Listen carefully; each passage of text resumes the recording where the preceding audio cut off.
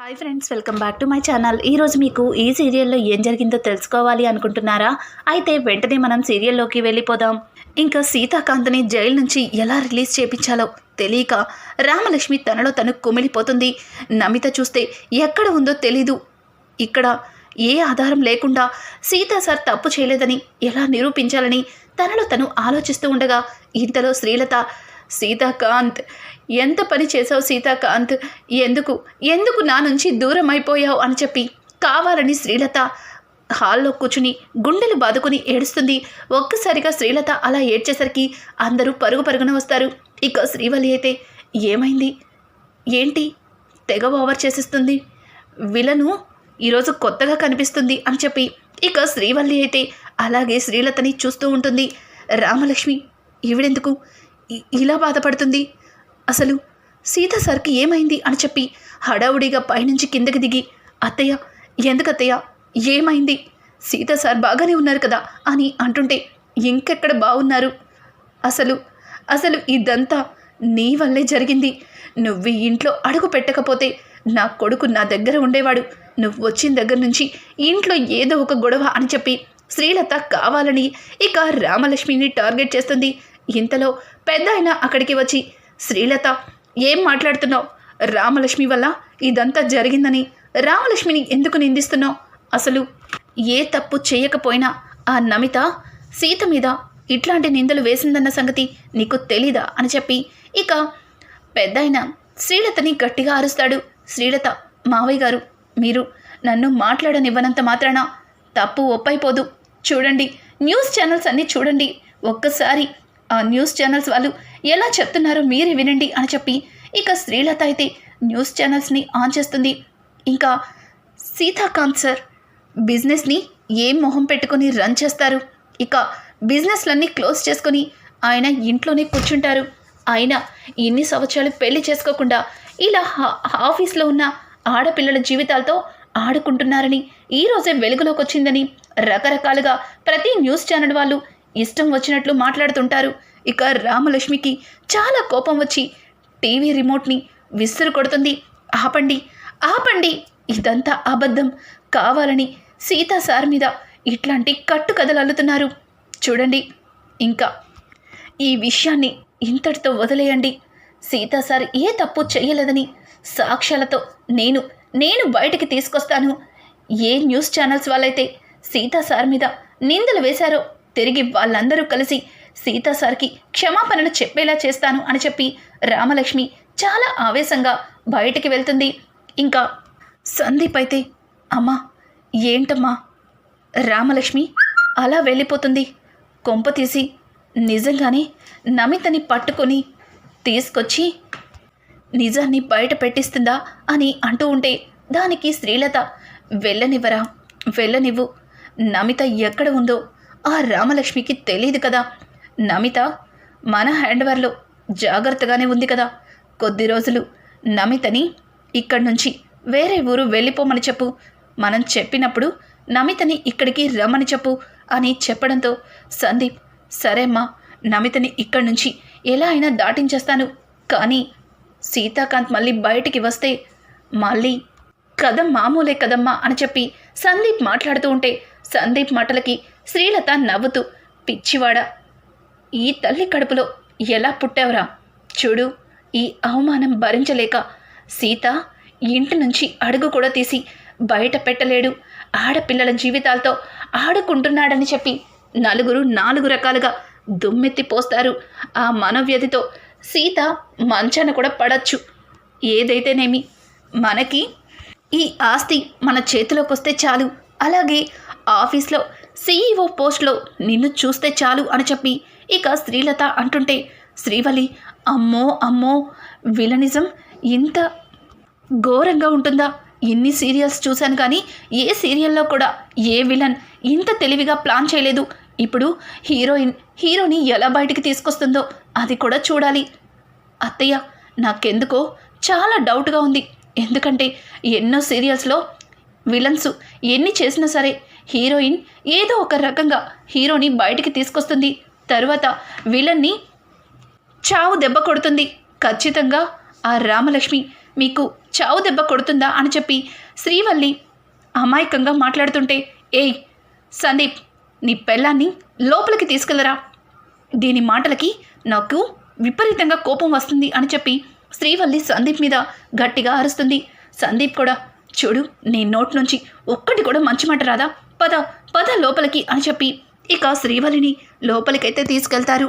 ఇక్కడ చూస్తే సిరి ధనతో, ఏవండి జరిగిందంతా చూస్తుంటే కావాలని అన్నయ్య మీద ఎవరో నిందలు వేసినట్టుగా అనిపిస్తుంది అని అంటూ ఉంటే ధన కూడా, అవును అవును సిరి, నిజంగానే ఎవరో బావగారి మీద నిందలు వేసినట్టుగా నాకు కూడా అనిపిస్తుంది. కానీ బావగారు ఎప్పుడు ఇట్లాంటి పరిస్థితుల్ని ఎదుర్కొని ఉండరు. పాపం రామలక్ష్మి ఎంతగా కుమిలిపోతుందో అని చెప్పి ధన ఇక రామ కోసం వెళ్తూ ఉంటే దానికి సిరి, ఏవండి రామలక్ష్మి వదిన, లేదండి రామలక్ష్మి వదిన ఎవరినో కలవడానికి బయటికి వెళ్ళింది, మీరు కూడా వదినకి ఏమైనా సహాయం చేయొచ్చు కదా అని అంటుంటే దానికి ధన, చూడు సిరి, ఇప్పటికే నేను కొత్త బిజినెస్ చూస్తూ ఆ టెన్షన్స్ ఎక్కువైపోయినాయి, ఇవన్నీ చూడాలంటే నా వల్ల కాదు అని చెప్పి ధన మాట్లాడుతూ ఉంటే, సిరి ఏంటండి అలా మాట్లాడుతున్నారు, రామలక్ష్మి మీకు సొంత అక్క, వదిన గురించి ఇలా ఆలోచిస్తున్నారేంటి అని అంటూ ఉంటే దానికి ధన, చూడు మీ అన్నయ్య మంచివాడు, మంచి వాళ్ళకి మంచే జరుగుతుంది అని చెప్పి ధన అక్కడి నుంచి కొంచెం స్వార్థంగా మాట్లాడుతూ వెళ్ళిపోతాడు. సిరి అయితే ఈయనకి ఎంత మంచి చేసినా ఎప్పుడు ఇలాగే మాట్లాడతాడు అని చెప్పి సిరి తన మనసులో అనుకుంటుంది. ఇక్కడ చూస్తే రామలక్ష్మి మాణిక్యంని ఒక ప్లేస్కి అయితే రమ్మంటుంది. మాణిక్యం రామలక్ష్మితో, అమ్మ రామా, నన్నెందుకు ఇక్కడికి రమ్మన్నావు అని అంటూ ఉంటే, నాన్న జరిగిందంతా మీకు తెలుసు, ఇప్పుడు మనం ఎలా అయినా సరే కష్టపడి నమిత ఇంటిని తెలుసుకోవాలి అని అనడంతో దానికి మాణిక్యం, అమ్మ రామ, నమిత ఇప్పుడే కదమ్మా ఎయిర్పోర్ట్ దగ్గర కనిపించింది, నేను అట్నుంచే వస్తున్నాను అని చెప్పడంతో ఒక్కసారిగా రామలక్ష్మి, ఏం మాట్లాడుతున్నానా, నమిత ఎయిర్పోర్ట్ దగ్గర కనిపించిందా, మరి నాకు ఒక్క మాట చెప్పాల్సింది అని అంటూ ఉంటే, అదేనమ్మా నీకు అప్పుడే చెప్పాలి అనుకున్నాను, కానీ ఎలాగో నిన్ను కలవడానికే వస్తున్నాను కదా అని ఇక్కడికి వచ్చాక చెప్పాను అని అంటుంటే, నాన్న ఇప్పుడు మాట్లాడుకునే టైం లేదు, పదండి ఇప్పుడే వెళ్ళి ఆ నమితని పట్టుకోవాలి అని చెప్పి రామలక్ష్మి అలాగే మాణిక్యం ఇద్దరూ కలిసి నమిత కోసం ఎయిర్పోర్ట్ దగ్గరికి వెళ్తారు. కానీ అప్పటికే నమిత అక్కడి నుంచి వెళ్ళిపోవడానికి అన్నీ సర్దుకుంటూ ఉంటుంది. ఇక వెనక నుంచి రామలక్ష్మి అలాగే మాణిక్యం ఇద్దరు కూడా నమితని పట్టుకుంటారు. నమిత వాళ్ళిద్దరిని చూసి పారిపోవడానికి ప్రయత్నిస్తుంది. ఇక రామలక్ష్మి అలాగే మాణిక్యం ఇద్దరు కూడా నమిత వెంట పడతారు.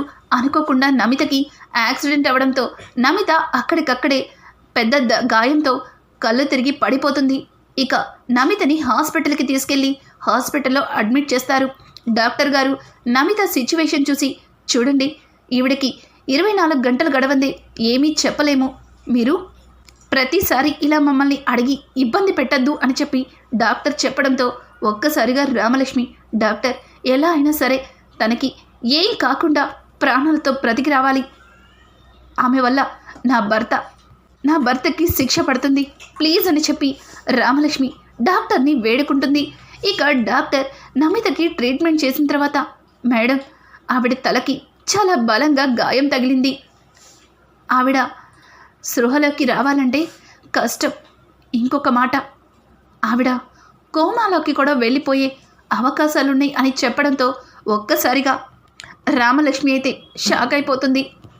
నాన్న ఏంటి నాన్న ఇలా జరిగింది, ఇప్పుడు కోమాలోకి వెళ్తే ఆయనకి జైల్లో శిక్ష పడుతుంది, ఇప్పుడు నన్ను ఏం చేయమంటారు అని అంటూ ఉంటే అక్కడే ఉన్న డాక్టర్, మేడం చూడండి ఆవిడ కోమాలోకి వెళ్ళే అవకాశాలు ఉన్నాయన్నాను, కోమాలోకి వెళ్తుంది అని చెప్పలేదు కదా, ఆవిడకి ట్రీట్మెంట్ జరిపిస్తున్నాం, మరొక 3 గంటల్లో ఆవిడకి స్పృహ రావచ్చు, లేకపోతే అది కూడా మా చేతిలో లేదు అని డాక్టర్ చెప్పడంతో అక్కడే మాణిక్యం ఇక రామలక్ష్మి ఆ 3 గంటలు ఎదురు చూస్తూ ఉంటారు.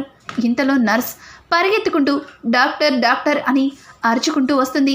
అలా నర్స్ రావడంతో డాక్టర్ కూడా హడావుడిగా వెళ్ళి నమితని చెక్ చేస్తారు. వాళ్ళు అనుకున్నట్టుగానే నమిత స్పృహలోకి వస్తుంది. ఇక రామలక్ష్మిని అలాగే మాణిక్యాన్ని లోపలికి పిలవడంతో రామలక్ష్మి మాణిక్యం నమిత దగ్గరికి వెళ్తారు. నమిత వాళ్ళని చూసి కంగారు పడుతుంది. కానీ రామలక్ష్మి నమిత దగ్గరికి వెళ్ళి నమిత చెయ్యి పట్టుకుని ప్రశాంతంగా, నమిత కంగారు పడద్దు, మేం నిన్నేం చెయ్యం, కానీ నువ్విప్పుడు నిజం చెప్పాలి అని అంటూ ఉంటే, నమిత ప్లీజ్ నన్నేం అడగద్దు, నన్ను ఏం చెయ్యొద్దు అని చెప్పి భయపడుతూ ఉంటుంది. ఇంతలో డాక్టర్, మేడం పేషెంట్ సిచ్యువేషన్ని అర్థం చేసుకోండి, ఇప్పుడు తనని ఇబ్బంది పెట్టద్దు అని చెప్పి రామలక్ష్మిని అలాగే అక్కడి నుంచి మాణిక్యాన్ని బయటికైతే పంపించేస్తారు. కానీ రామలక్ష్మి నమితని చూసి తనలో తను చాలా బాధపడుతుంది. ఇదంతా ఇలా ఉండగా ఇంకా ఇంట్లో శ్రీవల్లి అయితే శ్రీలత దగ్గరికి వెళ్ళి, అత్తయ్య రామలక్ష్మి ఎట్టి పరిస్థితుల్లో బావగారిని సాక్ష్యాలతో బయటికి తీసుకొస్తాను అనింది. కానీ ఇంతవరకు రామలక్ష్మి అక్కాయి రాలేదంటే నాకెందుకో అనుమానంగా ఉంది. కొంపతీసి రామలక్ష్మి అక్కాయి నమితని పట్టేసుకుని ఉంటుందంటారా? ఖచ్చితంగా నమితని పట్టుకుంటే నువ్వు, నీతో పాటు మా ఆయన ఇద్దరు కూడా జైల్లో ఊచలు లెక్కెట్టుకోవాలి. ఏంటో నాకెందుకో అనుమానంగా ఉంది, ఒక్కసారి ఆలోచించండి అని చెప్పి శ్రీవల్లి అయితే ఇక శ్రీలతతో అంటుంటే, ఏయ్ అసలు అన్నీ ఇట్లాగే మాట్లాడతావేంటి? అయినా నువ్వనుకున్నట్టు ఏమీ జరగదు, ఎందుకంటే ఈ పాటికే నమిత ఇక్కడి నుంచి బెంగళూరు వెళ్ళిపోయి ఉంటుంది అని చెప్పడంతో ఇక వెంటనే సందీప్ పరుగున వచ్చి, అమ్మా ఆ నమిత బెంగళూరు వెళ్ళలేదమ్మా, నమిత ఏమైందో కూడా తెలియటం లేదు, తనకి ఎన్నిసార్లు ఫోన్ చేసినా ఫోన్ స్విచ్ ఆఫ్ వస్తుంది అని చెప్పడంతో ఒక్కసారిగా శ్రీవల్లి షాక్ అయిపోతుంది. ఇక శ్రీలత అయితే, ఏం మాట్లాడుతున్నావు సందీప్, నమిత బెంగళూరు వెళ్ళలేదా అని అడగడంతో, అవునమ్మా నమిత బెంగళూరు వెళ్ళలేదు, పైగా తను ఎక్కడ ఉందో కూడా తెలియటం లేదు అని అంటుంటే, శ్రీవల్లి అయితే నాకు అర్థమైపోయింది, నాకు అంతా తెలుసు, నేను ఎన్ని సీరియల్స్ చూడలేదు, హీరోయిన్ ఖచ్చితంగా దొంగల్ని పట్టుకొని తీరుతుంది, మీ ఇద్దరికి శిక్ష పడిపోతుంది. ఏవండి మిమ్మల్ని పెళ్లి చేసుకుని ఒక్కరోజు కూడా నేను సంతోషంగా లేను, కనీసం జైల్లో అయినా సరే రాళ్ళు కొట్టైనా డబ్బు పంపించండి, ఎందుకంటే నాకు రిచ్గా లేకపోతే అస్సలు ఇష్టం ఉండదు అని చెప్పి శ్రీవల్లి వాళ్ళతో కామెడీగా మాట్లాడుతుంటుంది. ఏయ్ కాసేపు నోరు మూసుకొని ఉంటావా అని చెప్పి శ్రీలత అయితే శ్రీవల్లిని నోరు మూసుకొని పక్కన కూర్చోమని చెప్తుంది.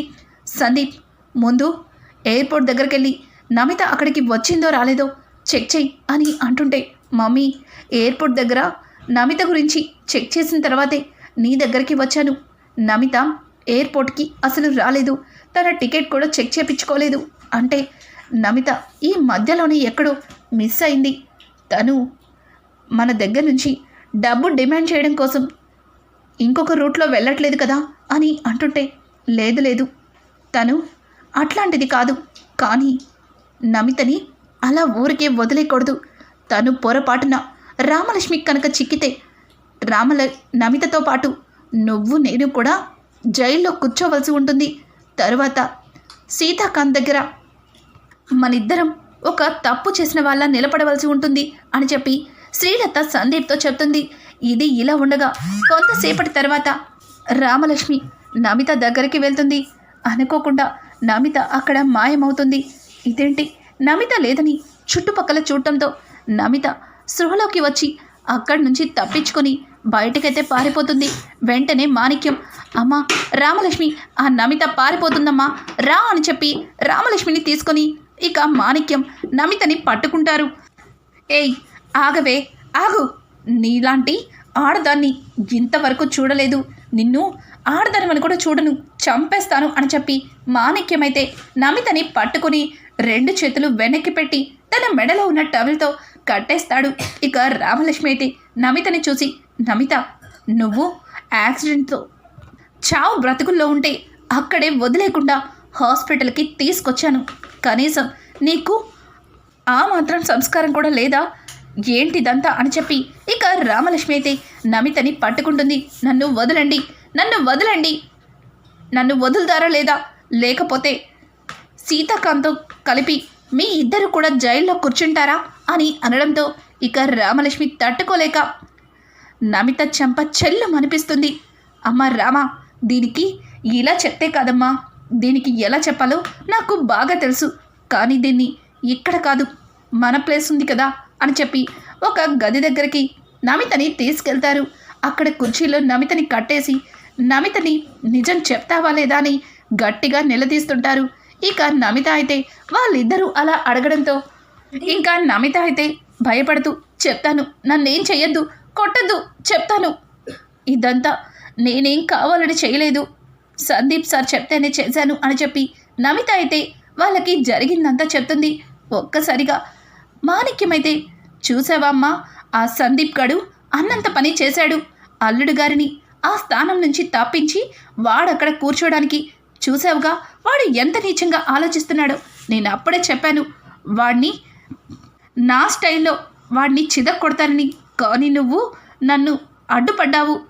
ఇప్పటికైనా మించిపోయిందేం లేదు, ఒక కోటరేసి వాడి కాళ్ళు చేతులు ఇరక్కొట్టి వాడి నోటితోనే నిజం చెప్పిస్తాను అని చెప్పి ఇంకా మాణిక్యం మాట్లాడుతుంటే దానికి రామలక్ష్మి, నాన్న ఆగు నాన్న, ఎలాగో నమిత నిజం చెప్పింది, ఈ నమితతోనే కేసుని వాపస్ తీసుకోమని చెప్తాను. తర్వాత నిజం ఆయనకి కూడా తెలిసేలా చేస్తాను. ఆయన నిజాన్ని మనం చెప్పే కంటే సాక్ష్యాలతో చూస్తేనే సీతా సార్ కూడా నమ్ముతారు అని చెప్పి రామలక్ష్మి అయితే ఇక వాళ్ళ నాన్నని ఆపి నమితతో నిజాన్ని వీడియో రికార్డ్ చేస్తుంది. తర్వాత తనంతట తనే కేసుని వాపస్ తీసుకునేలా చేస్తుంది. సీత బయటికి రాగానే నమిత సీత కాళ్ళ మీద పడి, సార్ నన్ను క్షమించండి, నేను చాలా పెద్ద తప్పు చేశాను, నన్ను క్షమించండి సార్, మిమ్మల్ని చెడుద్దేశంతో చూశాను, మీ పక్కన ఉంటే మీ ఆస్తిపాస్తులకి నేను కూడా మహారాణిలా బ్రతకచ్చని ఆలోచించాను. మీలాంటి మగవాళ్ళని ఇలా అవమానించినందుకు నాకు ఏ శిక్ష వేసినా భరిస్తాను అని చెప్పి ఇక నమిత అయితే సీతాకాంత్ కాళ్ళ మీద పడి క్షమాపణలు అడుగుతుంది. ఎస్ఐ అయితే ఎల్లమ్మా ఎలు, ఇట్లాంటి ఆడదాన్ని ఇంతవరకు మేమెక్కడ చూడలేదు, అసలు డబ్బు కోసం ఇంత నీచ పని చేస్తావా అని చెప్పి పోలీసులు కూడా నమితకి 4 చీవాట్లు పెట్టి అక్కడి నుంచి పంపించేస్తారు. ఇక ఇంటికి వచ్చిన సీతాకాంత్ సందీప్ని గట్టిగా పిలుస్తాడు. ఒక్కసారిగా సందీప్ సీత వాయిస్ విని, అమ్మా సీతాకాంత్ వచ్చేశాడు, ఖచ్చితంగా రామలక్ష్మి సీతాకాంత్కి జరిగిందేంటో చెప్పి ఉంటుంది. ఇప్పుడు సీతాకాంత్ నన్ను ఇంటి నుంచి పంపించేస్తాడు, సీతాకాంత్ ఇచ్చే పనిష్మెంట్లు ఎలా ఉంటాయో కూడా నీకు తెలుసు అని చెప్పి ఇక సందీప్ భయపడుతుంటే శ్రీవల్లి, ఏవండి మీరొక్కరికైనా ఏంటి, అత్తయ్య గారికి కూడా ఇప్పుడు పనిష్మెంట్తో పాటు ఇంటి నుంచి బయటికి పంపించవచ్చు, ఈ ఇంటి నుంచి శాశ్వతంగా బహిష్కరించవచ్చు కూడా. ఎంతైనా హీరోలు ఖచ్చితంగా విలన్స్ కంటే గొప్ప వాళ్ళని ఇప్పుడే తెలియటం లేదు. చూడండి, నేను ఎన్నిసార్లు చెప్పి చూశాను, కాస్త సీరియల్స్ చూసి విలన్స్ ఎలా ఉంటారో నేర్చుకోమని, నా మాట విన్నారు కాదు అని చెప్పి శ్రీవల్లి ఇక తన స్టైల్లో మాట్లాడుతూ ఉంటుంది. శ్రీలత అయితే, సందీప్ సీతతో ఎలా మాట్లాడాలో నాకు తెలుసు, నువ్వు కిందకి పద అని చెప్పి ఇక సందీప్ని తీసుకుని శ్రీలత కిందకైతే దిగుతుంది. కానీ శ్రీలతకి ఊహించని షాకే సందీప్ ఇవ్వడంతో, శ్రీలతకి ఊహించిన షాకే సీతాకాంత్ ఇవ్వడంతో సందీప్ గజగజ వణుకుతాడు. అసలు సీతాకాంత్ సందీప్ని ఎందుకంత గట్టిగా పిలిచినట్టు నిజం తెలుసుకోకుండా సందీప్ ఎందుకు సీతాకాంత్ దగ్గర భయపడుతున్నాడు? రామలక్ష్మి అసలు సీతాకాంత్కి ఏం చెప్పింది? రానున్న ఎపిసోడ్స్ అయితే మరింత ఇంట్రెస్టింగ్గా మారబోతున్నాయి. ఈ వీడియో మీకు నచ్చినట్టయితే లైక్ చేసి సబ్స్క్రైబ్ చేసుకోవడం మాత్రం మర్చిపోకండి. Thanks for watching. Hi friends, welcome back to my channel. ఈరోజు మీకు